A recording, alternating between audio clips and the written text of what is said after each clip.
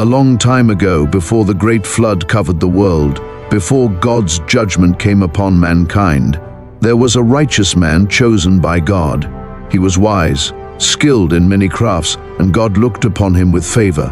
The Most High brought him up to see the wonders of heaven, the highest place where God dwells. He became a witness to God's mighty and unchanging kingdom. He saw the ranks of God's shining servants, brighter than the sun, the throne of God, surrounded by endless light, the way the elements of creation were set in perfect order, the beautiful appearances and the heavenly songs of the cherubim, a glory no human had ever seen before. His name was Enoch, the son of Jared. He revealed the truth about the 10 heavens. God brought him there, and he wrote down everything he saw in the second book of Enoch. Now, let us follow his divine journey. At that time, when Enoch was 165 years old, he had a son named Methuselah. Afterward, he lived another 200 years, making his total years on earth 365. On the first day of the month, Enoch was resting at home, lying on his bed. As he slept, a deep trouble filled his heart. He wept in his sleep, unsure of what was happening to him. Then, suddenly, 2 mighty men appeared before him, greater than any man on earth. Their faces shone like the sun, their eyes burned like fire, and flames came from their lips. Their clothes were dazzling, their wings brighter than gold, and their hands whiter than snow. They stood at the head of his bed and called him by name. Enoch awoke and saw them clearly. Trembling with fear, he greeted them, but his face changed from terror. The men spoke to him, saying, "Have courage, Enoch. Do not be afraid. The eternal God has sent us to you. Today you will come with us to heaven. But first tell your sons and your household what they must do while you are gone. No one should look for you until God brings you back to them." Enoch quickly obeyed. He left his house, gathered his sons Methuselah, Regem, and Gadad, and told them everything the men had said. "Listen, my children," he said. "I do not know where I am going or what will happen to me. But I tell you this, do not turn away from God to follow false idols. They did not create heaven and earth, and they will perish along with those who worship them. May the Lord strengthen your hearts to fear him always. And remember, do not search for me until the Lord returns me to you." After Enoch finished speaking, the angels lifted him up with their wings and carried him to the first heaven, setting him on the clouds. When he looked around, he saw something amazing, a great sea, larger than any sea on earth. The angels showed him the rulers of the stars and 200 angels who guide them, flying with their wings and traveling across the skies. Then I looked down and saw storehouses filled with snow and the angels who guard these mighty reserves. I also saw the clouds, where they come from and where they return. Then they showed me the storehouse of the dew, which looked like olive oil, and its form was as beautiful as all the flowers on earth. Many angels stood as watchmen, controlling when these things would be released or held back. After this, the men who were guiding me took me higher to the second heaven. There I saw darkness greater than any darkness on earth. In that place I saw prisoners hanging, waiting for the final judgment. These were fallen angels, more terrifying than any earthly shadow. They were weeping without rest in endless sorrow. I asked the men who were with me, "Why are they being punished like this?" They answered, "These are the angels who turned away from God. They refused to follow his commands and chose to go their own way. They followed their leader, who is now bound in the fifth heaven." I felt deep pity for them. They looked at me and said, "Man of God, please pray to the Lord for us." But I replied, "I'm just a mortal man. How can I pray for angels? I do not even know where I am going or what will happen to me. Who will pray for me?" Then my guides took me even higher to the third heaven and placed me there. When I looked down, I saw a land more beautiful than anything on earth. There were sweet-smelling trees bursting with fruit, more wonderful than I had ever seen. Everything was full of life and fragrance. At the center of it all stood the tree of life, the place where the Lord rests when he enters paradise. This tree was beyond words in its beauty and goodness. Its form shone like gold and crimson, like a flame of fire, and it glowed in every direction. It bore every kind of fruit, and its roots stretched all the way to the ends of the earth. Paradise itself stood between what is perishable and what is eternal. 2 great rivers flowed from it, one of honey and milk, the other of oil and wine. These rivers divided into 4 streams that circled through paradise and then flowed down to the world, moving in harmony with all creation. In this place, there was no barren land. Every tree flourished, and every corner was blessed. 300 shining angels stood guard over the garden, singing without end and worshipping the Lord day and night. I said, "How beautiful this place is." The men with me replied, "This place, Enoch, is prepared for the righteous. It is for those who endure hardships from others, who turn away from sin and judge fairly. It is for those who feed the hungry, clothe the poor, help the weak, and care for orphans. Those who live uprightly before God and serve only Him. This place is their eternal reward." Then they led me toward the north side and showed me a terrifying place. It was full of pain and suffering, a place of thick darkness and gloom. There was no light, only a dim, smoky fire burning constantly. A river of fire flowed through the land, and everywhere was flames, frost, and unbearable thirst. The souls there shivered in chains, suffering cruel punishment. The angels guarding this place were fierce and merciless, armed with terrifying weapons, bringing endless torment. I cried out, "Oh no, this place is terrible." The men with me answered, "This place, Enoch, is prepared for those who disobey God.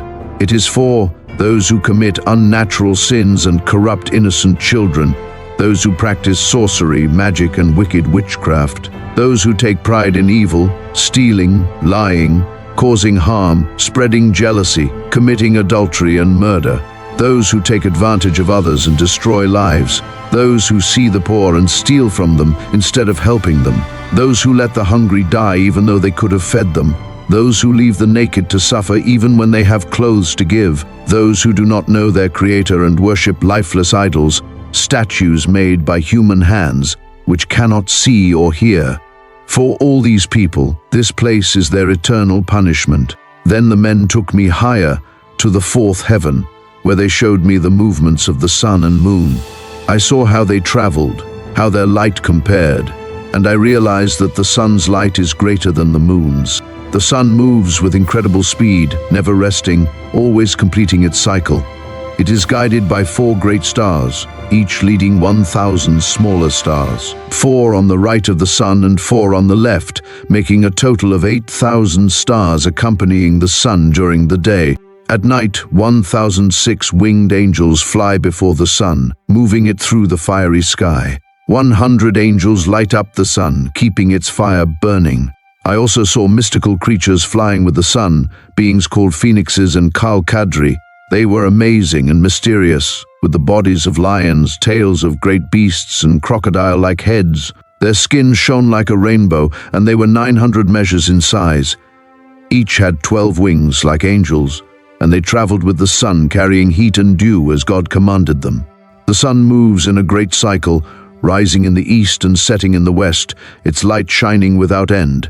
My guides took me to the east, to the gates of the sun, where it begins its journey according to the seasons and months of the year, measuring the hours of day and night.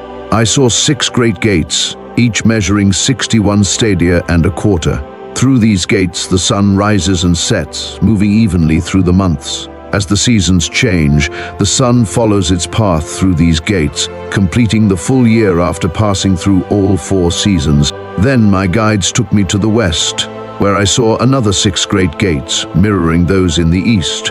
These gates are where the sun sets, completing its 365 and a quarter day cycle. When the sun reaches the western gates, it withdraws its light, leaving only its heavenly crown shining with the Lord.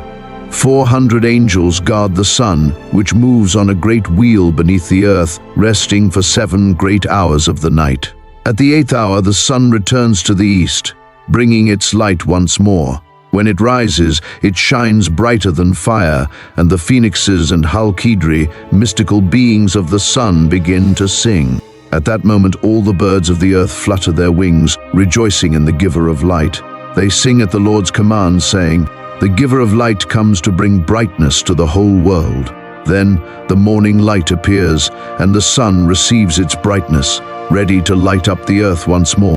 My guides also showed me the movements of the sun, how it follows its 28-year cycle before starting again from the beginning. Then, they showed me the gates of the moon, 12 great gates arranged from west to east, through which the moon moves in and out at its appointed times. The moon passes through these gates each month, following this pattern.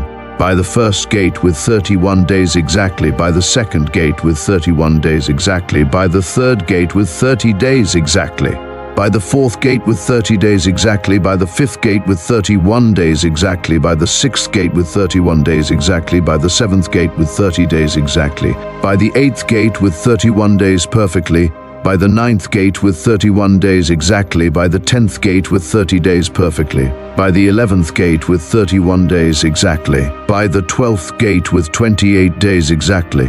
The moon then completes its journey through the western gates, following the same order as the eastern gates. The solar year is 365 and a quarter days, while the lunar year is 354 days.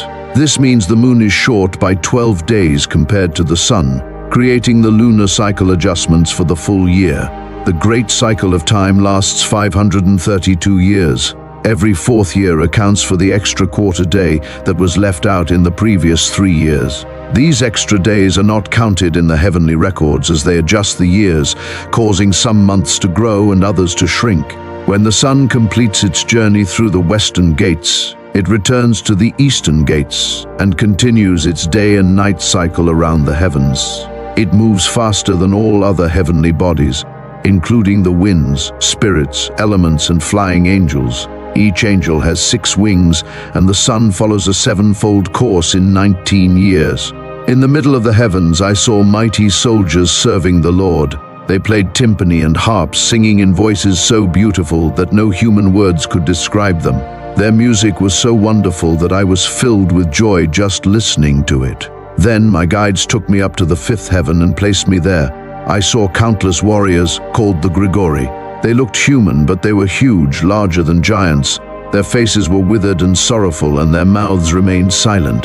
There was no singing or service to God in this heaven. I asked my guides, why do they look so sad? Why are they silent? And why is there no worship here? They answered, these are the Grigori, who, along with their leader Satanael, rejected the Lord of Light. Some of them were cast into great darkness in the 2nd heaven. 3 of them left God's throne, descended to earth, and broke their sacred vows. They saw the daughters of men and took them as wives, corrupting the earth with their sins. Because of them, great giants were born, powerful men who spread evil. Because of their rebellion, God judged them with a great punishment. Now they mourn for their fallen brothers, and they will face judgment on the Lord's great day. I turned to the Grigori and said, I saw your brothers, their deeds, and the torment they now suffer. I prayed for them, but the Lord has condemned them to remain under the earth until the end of time. Then I asked them, why do you remain silent? Why do you not serve before the Lord? Should you not worship him so that you do not anger him further? The Grigori listened to my words. They turned to the 4 ranks of heaven, and as I stood with my guides, 4 trumpets sounded together. Then the Grigori lifted their voices in song, their cry reaching up to the Lord, filled with sorrow and longing. After this, my guides took me higher, to the 6th heaven. There I saw 7 groups of angels. They were brilliant and glorious, their faces shining brighter than the sun. They all looked the same, wearing identical garments, moving in perfect unity. These angels were responsible for keeping order in the heavens, observing the movements of the stars, tracking the changes of the moon, overseeing the revolution of the sun, governing the world wisely, correcting evil when they saw it, giving commandments and instruction. With beautiful and powerful voices, they praised the Lord constantly. These were the archangels, greater than all other angels. They were the ones who measured all life in heaven and on earth, ensuring everything followed God's perfect design. There are different groups of angels, each with special duties: angels who oversee the seasons and years, angels who are in charge of the rivers and the sea, angels who care for the fruits of the earth, angels who watch over every blade of grass, providing food for all living things, angels who record the souls of all people, writing down their actions and lives before God. Among them are 6 phoenixes, 6 cherubim, 6 winged angels who sing in perfect harmony. Their singing is beyond words, filling the heavens with joy as they praise God at his footstool. Then my guides took me higher, to the 7th heaven. There I saw a great light and mighty armies of archangels, along with invisible spiritual forces, heavenly rulers and powers, cherubim and seraphim, thrones of glory, many-eyed angels, 9 great orders of angels, shining like pillars of light. I was overwhelmed with fear and trembled in terror. My guides reassured me, saying, "Have courage, Enoch, do not be afraid." Then they showed me the Lord from a great distance, sitting on his high throne. Beyond this, they told me, is the 10th heaven, where God himself dwells. In the Hebrew tongue, it is called Aravoth. All the heavenly beings stand before God on 10 steps, each according to their rank. They bow before him, then return to their places, singing songs of praise in the endless light. The cherubim and seraphim remain before the Lord's throne at all times. The 6-winged and many-eyed angels never leave his presence. They cover his throne and sing with gentle voices, "Holy, holy, holy is the Lord, ruler of all. Heaven and earth are full of your glory." When I saw all these things, my guides said, "Enoch, this is as far as we were commanded to bring you." Then they left me and I saw them no more. I stood alone at the edge of the 7th heaven. Fear overwhelmed me and I fell on my face, saying, "What is happening to me?" At that moment, the Lord sent one of his greatest angels, Gabriel. He came to me and said, "Have courage, Enoch. Do not be afraid. Stand before the Lord's presence for all eternity. Come with me." I was so afraid that I felt like my soul had left me. I thought to myself, I relied on the men who brought me here, and now I am alone before the Lord. But Gabriel lifted me up, as easily as a leaf carried by the wind, and brought me before the Lord's presence. Then I saw the 8th heaven, called Muzaloth in Hebrew. This is where the seasons change, bringing rain, drought, and the movements of the 12 constellations in the sky. Above it I saw the 9th heaven, called Kuchavim, where the heavenly homes of the 12 constellations are located. Finally, I was taken to the 10th heaven, the highest of all, called Aravoth. There I saw the Lord's presence. His face glowed like burning iron, sparking with fire and light. It was marvelous and beyond description, awesome and terrifying. Who am I to describe the Lord's unspeakable presence and his wonderful glory? I could not count the many instructions of the Lord, or describe the different voices that surrounded him. His throne was vast, not made by human hands, and I could not measure the countless angels standing around him, cherubim and seraphim singing without end. His glory and beauty were beyond description, too great for words. I fell on my face and bowed before the Lord. Then the Lord spoke to me, saying, "Have courage, Enoch, do not be afraid. Stand before me for all eternity." Then the archangel Michael lifted me up and brought me before the Lord's presence. The Lord turned to his angels and said, as if testing them, "Let Enoch stand before me forever." The glorious ones bowed and replied, "Let Enoch remain, as you have spoken." Then the Lord said to Michael, "Go, remove Enoch's earthly clothes, anoint him with my holy oil and dress him in my robe of glory." Michael did as the Lord commanded. He anointed me, and the oil was brighter than the greatest light, as sweet as fresh dew, shining like a ray of the sun. When I looked at myself, I had become like one of the glorious ones. Then the Lord called for one of his archangels, Pravuil, who was wiser than all the other angels, and wrote down all the deeds of the Lord. The Lord said to Pravuil, "Bring the books from my storehouses and a pen for quick writing. Give them to Enoch.